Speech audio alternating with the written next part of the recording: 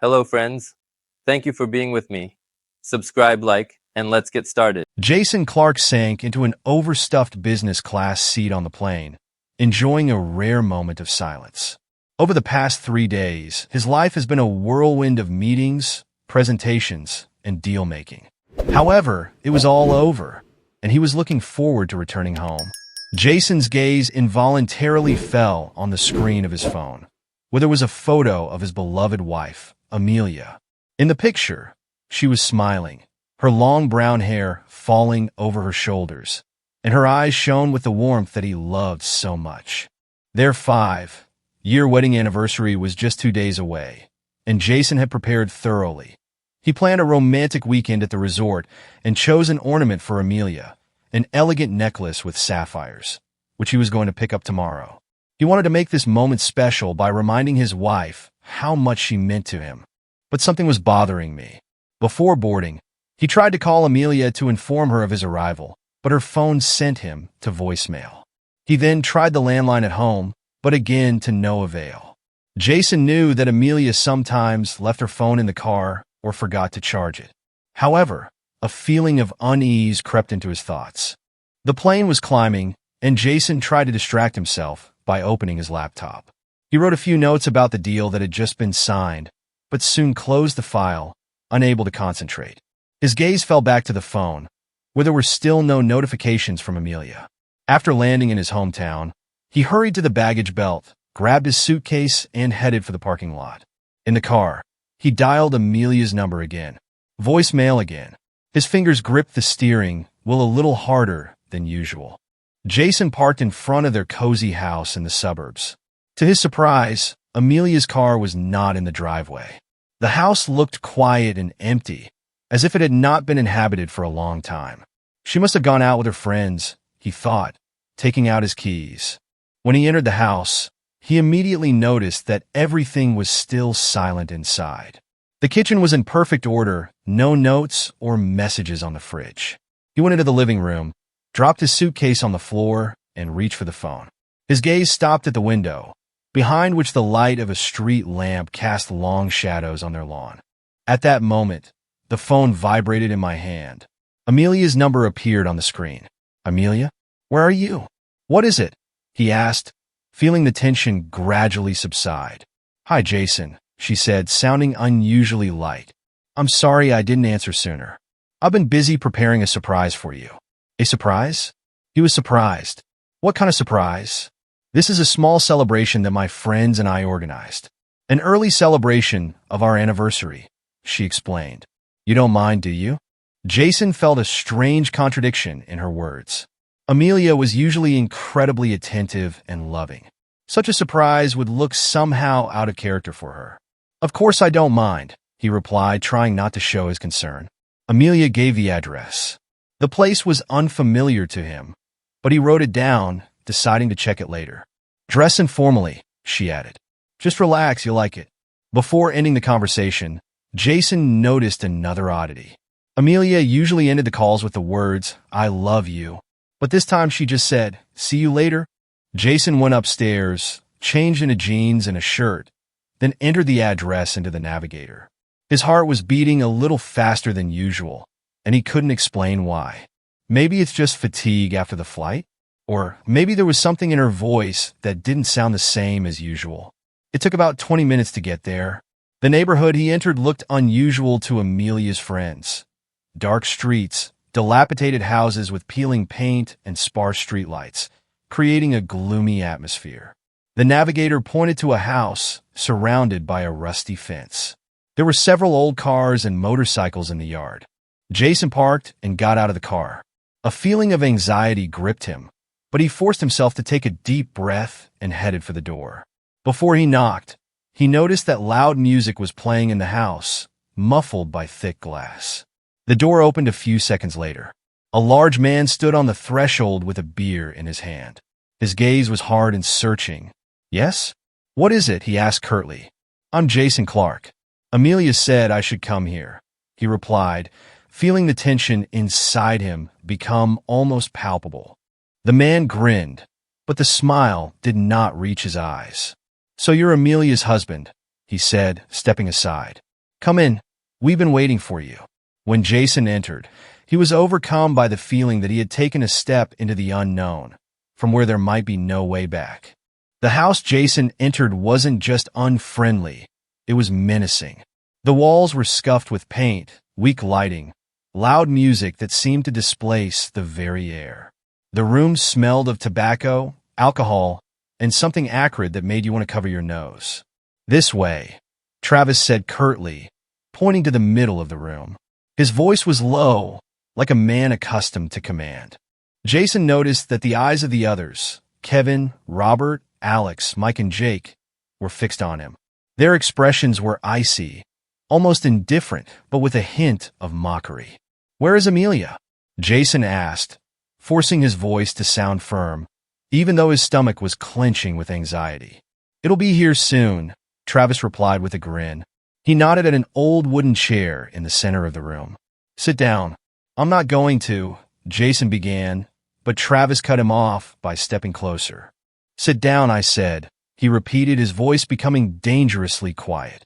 Assessing the situation, Jason decided to comply. He sat down on a chair, but immediately felt rough hands squeeze his wrists. He tried to resist, but was outnumbered.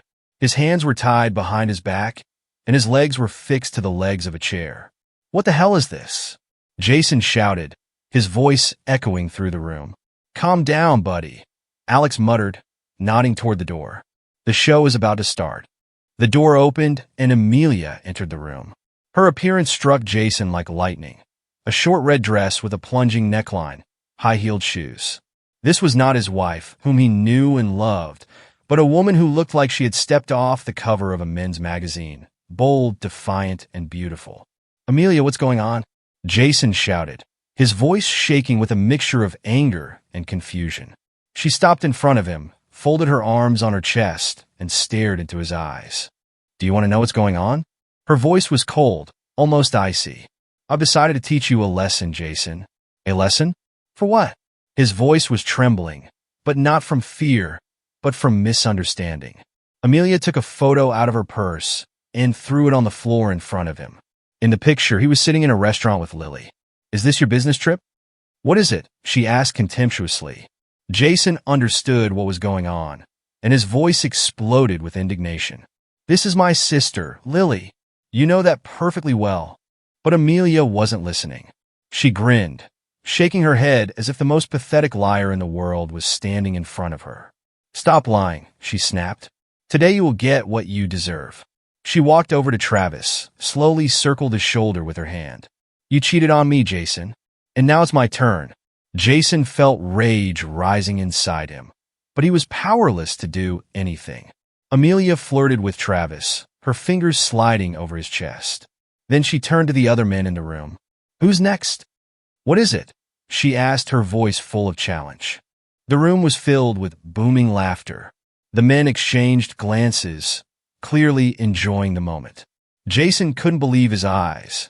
It seemed to him that he had fallen into some kind of perverted nightmare from which it was impossible to get out. "Amelia, that's enough," he shouted, twitching his ligaments. "You're crazy."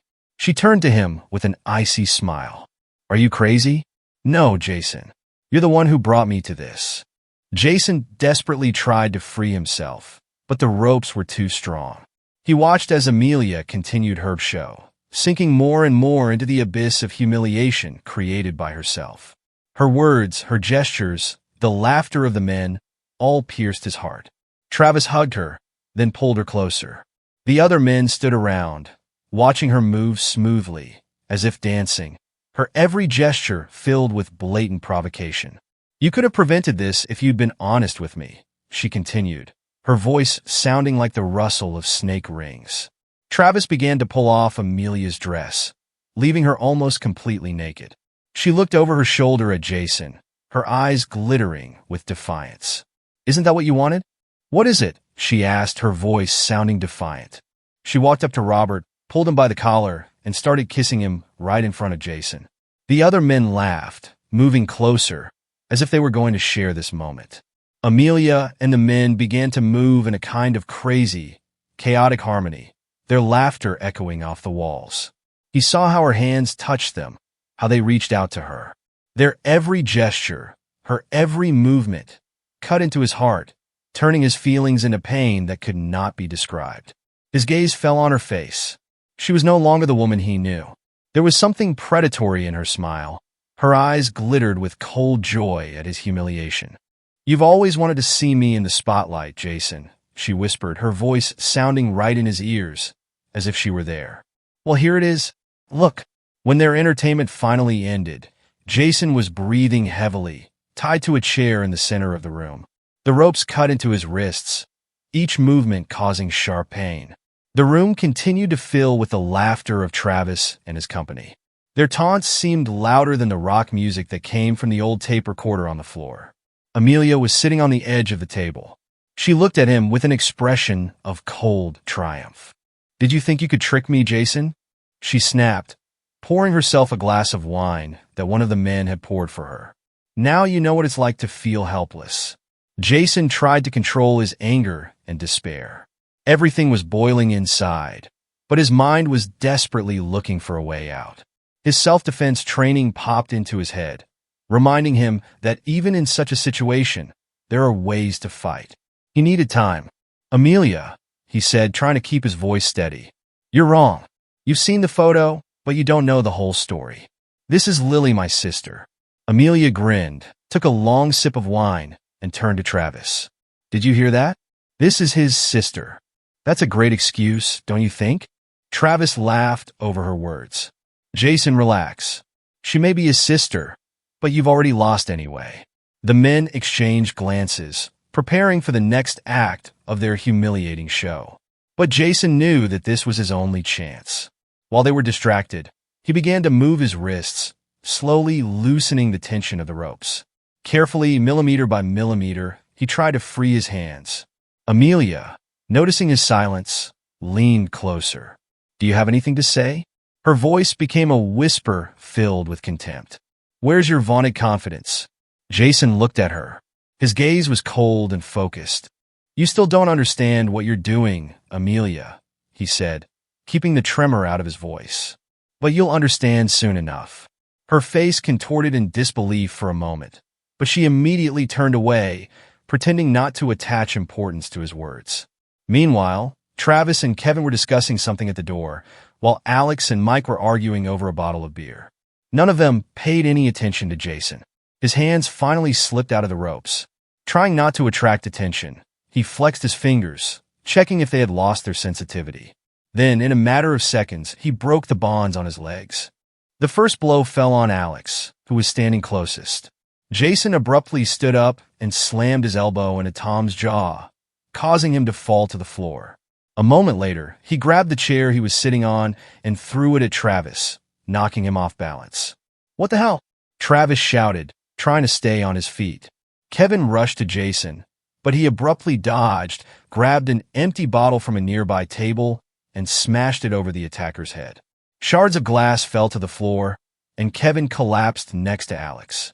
Mike was faster than the others. He walked over to Jason. "Do you think you're a hero?" he shouted, swinging. Jason stepped back, dodging, and slammed Mike in the stomach. He doubled over. "No one should have been hurt," Jason said. "But you chose it yourself." At that moment, the door to the room burst open, and two neighbors rushed in, attracted by the noise. One of them was a big man who immediately screamed. Travis, trying to recover from the blow, tried to escape, but the neighbor grabbed him by the shoulder. "Don't move, buddy. The police are on their way." Amelia stood motionless, her face pale. She was looking at Jason with an expression of horror and confusion. "It shouldn't have ended like this," she whispered, but her voice had lost all its venomous undertone. "You're right," Jason snapped, looking at her with cold determination. "But this is not the end, dear. This is just the beginning." A few minutes later, the room was filled with the sounds of sirens. The police broke into the house, separating those who were still trying to resist. Detective Harris, a tall man with a sharp gaze, approached Jason. "Are you okay?" "What is it?" he asked, carefully examining the scene. "Yes, now," Jason replied, struggling to stay on his feet. The detective looked at Amelia, who was being handcuffed. "Is she your wife?" "I was. Not anymore." Harris pursed his lips and nodded, signaling the officers to continue. "We're going to need your help with the investigation," he said. It looks like it was carefully planned. Jason, barely able to stand, leaned against the nearest table. His breathing was erratic, and his hands were still shaking from the strain. He looked at the room. Shards of glass, overturned chairs, and the motionless bodies of his attackers. It was a picture of chaos, but he was glad it was over. "Are you sure you're okay?" Detective Harris asked again, coming closer. "I think so," Jason replied, although his voice sounded hollow. "I need some water." One of the policemen handed him a bottle of water, and Jason greedily drank a few sips. His mind was slowly clearing up. "Tell me what happened here," Harris said, taking out his notebook. "Start from the beginning." Jason nodded and, leaning on the table, began to talk.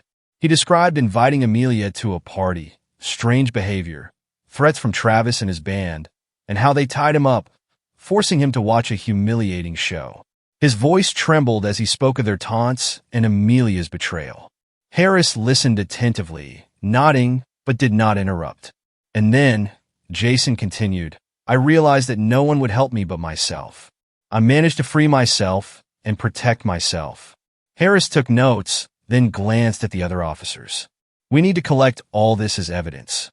Pay special attention to this woman's phone and the recordings on the cameras," he said, pointing to a stationary video camera standing on a tripod in the corner of the room. Jason looked in the same direction and felt a new surge of anger. "Did they record all this?" "What is it?" he asked, not believing his eyes. "It looks like it," Harris said. "We will check what exactly was filmed, but it may be a key piece of evidence." Amelia was already being led to a police car at that time. She looked confused, but she was still trying to keep her pride.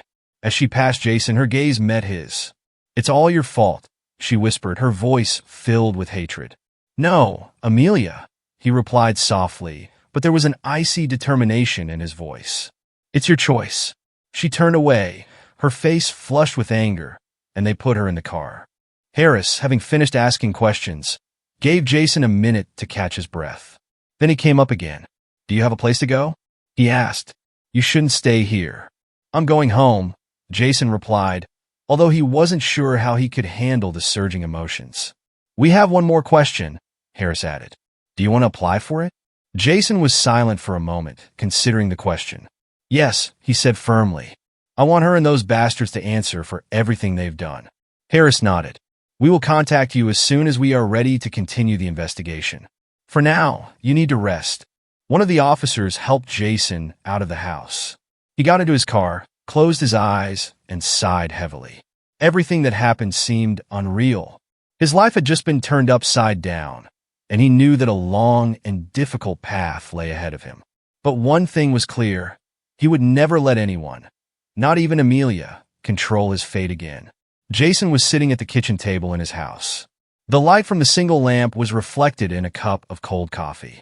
Barely able to rest after the events of the previous night, he tried to collect his thoughts.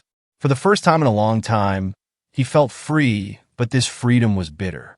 A mixture of anger, humiliation, and determination to find the truth raged inside him. There was a laptop on the table in front of him, open on the email screen. Jason was looking for any clues that might help him understand how deeply Amelia had plunged into this vile adventure.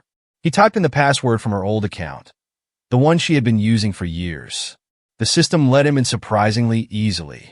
The incoming emails turned out to be a real storehouse of dark secrets. Among the many messages about purchases, invoices, and mailings, Jason found correspondence with an unknown address. The title of the email sent a few days ago made his heart stop for a moment. "Confirmation of the meeting. Your personal service is scheduled." He opened the message. It contained a detailed description of the service provided by the mercenary group. The sender's name was hidden behind a pseudonym, but the contents of the letter left no doubt. Amelia purposefully hired people through a dubious website to humiliate him. Among the attachments were several screenshots of their correspondence, where Amelia described her desires. Jason felt his fingers clench into a fist. In one message, she demanded that the humiliation be public and unforgettable. "Damn it," he muttered, feeling rage boil in his chest. He started uploading files to a flash drive, knowing that this could be an important piece of evidence. But that was just the beginning. He noticed another file signed as a private investigator's report. "What else were you hiding?" he said softly, opening the document. Inside was the report of the private investigator Amelia had hired to keep an eye on him during his trip to Seattle. The report detailed his meetings with Lily, including photos from the restaurant. The document was absolutely obvious. It really was his sister, and there was no evidence of treason. Jason closed his eyes and took a deep breath, realizing how far Amelia had come. She knew the truth. She knew he hadn't cheated on her. But even then, she decided to ruin their relationship. His thoughts were interrupted by the sound of the phone. It was Detective Harris. "Jason, this is Harris. We've just studied the videos found in that house. Can I come over to you to discuss the details?" "Of course," Jason replied. "Come here." Half an hour later, Harris appeared on the doorstep. He had a small folder in his hands, and his expression indicated that the news would not be pleasant. "We have evidence to confirm that this is not the first case involving your wife and this group," Harris began, sitting down at the table. "The video we found shows that Travis and the others used the same scheme with other men." "By others?" Jason frowned. "Yes," Harris nodded. "Video footage shows that your wife was an active participant in several similar situations." Jason felt his insides turning over. "And that's not all. We found their correspondence on her phone. She intentionally hired these people through a website specializing in such services. We have evidence that she knew about their methods and agreed to the recording." The detective handed him copies of the correspondence and photographs. Jason paled as he read the lines in which Amelia described how she wanted to put her husband in his place. "She knew it wasn't my fault," he whispered. "She had this detective's report, and she went for it anyway." "Exactly," Harris said. "And now you have every reason to sue her." Jason put the papers on the table and looked at the detective. "What should I do next?" "First, hire a good lawyer," Harris said. "These materials will help you not only in the divorce, but also in the criminal case against her and her accomplices." Jason nodded. "Thank you, Harris. I'll do whatever it takes." After the detective left, he spent the rest of the day collecting documents and calling lawyer Sarah Johnson. He knew that a long and painful process was ahead of him, but he was sure that he would not stop until Amelia and her accomplices were responsible for everything they had done. The litigation process dragged on for several months, and each new day brought Jason a mixture of relief and pain. He witnessed how the justice system methodically examines the lives of Amelia, Travis, and their accomplices. The charges against them were numerous and grave: violence, collusion, defamation, as well as participation in the creation and distribution of humiliating videos. The courtroom was filled with the hum of journalists, lawyers, and curious onlookers. Jason was sitting in the front row, his face impassive, but inside he was seething with a hurricane of emotions. He came for the sake of truth and justice, but that didn't mean it was easy for him to see how everything that had once been his life was destroyed to the ground. The prosecutor gave the last word, convincingly proving that the actions of Amelia and her accomplices not only destroyed lives, but were also part of a large-scale scheme aimed at humiliating and exploiting innocent victims. The footage presented as evidence caused shock and indignation among the audience. When the judge announced the verdict, the hall was filled with tense silence. Travis Williams, Robert Jenkins, Kevin Harris, Alex Brooks, and Michael Scott. The judge began, his voice firm and unbiased. "I sentence each of you to 15 years in prison with the right to parole in no earlier than 10 years. Then he turned to Amelia. "Amelia Clark," the judge paused, as if letting her realize the seriousness of her actions. "You have been found guilty of conspiracy, false accusations, violence, and moral damage inflicted on your spouse and other victims. I sentence you to 10 years in prison with the possibility of parole in no earlier than 7 years." Amelia looked up, her face pale, but she was silent. The court also decides to collect compensation from the defendants in the amount of $2 million, which will be distributed among the victims, the judge added, addressing the representatives of the site. Site operators are obliged to close the resource and stop any activity related to the exploitation of personal data. The court's decision was final, and when Amelia was led away from the courtroom, Jason felt a faint sense of relief for the first time in a long time. It was the end of her control over his life, but he knew that the struggle to recover was just beginning. A few weeks later, Jason was sitting in the office of his lawyer, Sarah Johnson. She handed him a check, the amount of which caused him conflicting feelings. "You deserve it, Jason," Sarah said. "This is not only compensation for everything you've been through, but also an opportunity to start a new life." "Thanks," he replied, putting the check back in his briefcase. This money could not restore his lost years and trust, but it gave him the opportunity to leave the past behind. Jason's house became his safe haven. He got rid of everything that reminded him of Amelia. Their shared photos, gifts, things. He even repainted the walls in light, warm tones to erase dark memories. But despite these changes, the past did not let him go. Every night he went to bed thinking about what he could have done differently. His dreams often brought him back to the house where he was tied up, forcing him to relive moments of humiliation. He began visiting Dr. Evans, a psychologist recommended by Sarah. "Trauma doesn't disappear overnight," she said at one of the sessions. "But step by step you will be able to take back control of your life." Jason tried to follow her advice. He started playing sports, returned to the self-defense training that helped him that night, and even got a dog to fill his house with life. One evening, he was sitting on the veranda watching the sun set when his phone vibrated. It was Harris. "Jason, we've completed our investigation of this site," the detective said. "Thanks to your testimony and the evidence provided, we were able to stop their activities. Now they have no chance to start it again." "I'm glad to hear it," Jason replied. "Thanks for everything, Harris." He put down the phone and looked at the sky. There was not a single cloud, only bright stars. For the first time in a long time, he felt light. Jason put the mug down on the table and opened his laptop. A spreadsheet appeared on the screen. Since he left his previous position, he has become a consultant in the IT industry. The free schedule allowed him to devote more time to himself and his recovery. His life was slow, but it was exactly what he needed. Therapy with Dr. Evans helped him look at his experiences as a stage that could be overcome rather than the end of everything. However, her main advice was not to avoid communicating with people. In the evening, after returning from self-defense training, Jason found a note on his door.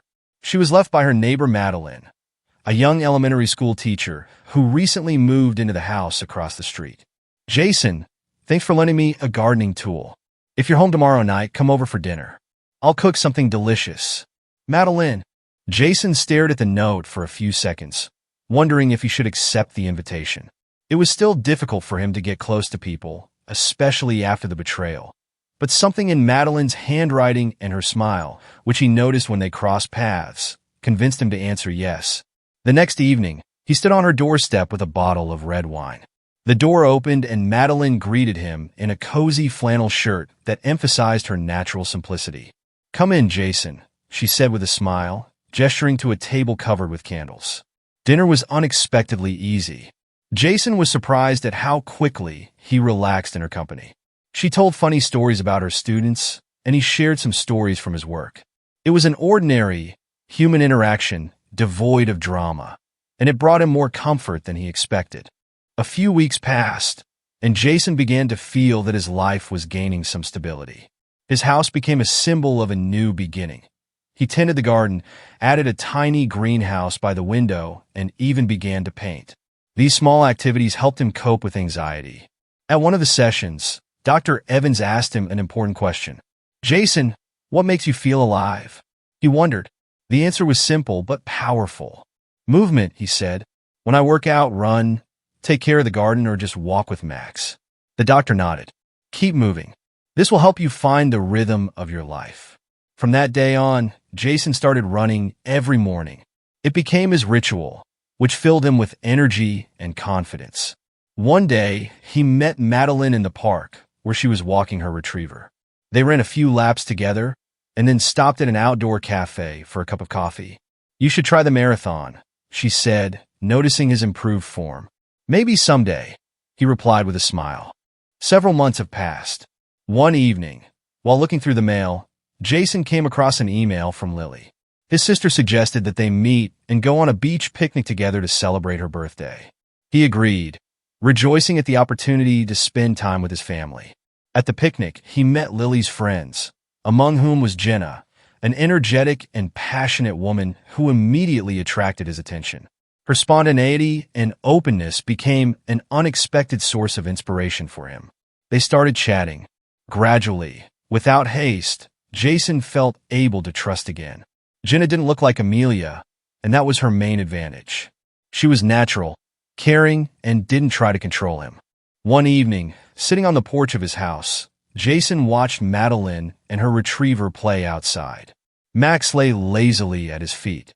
He thought about the path he had traveled, about how life, seemingly destroyed to the ground, could be restored if given a chance.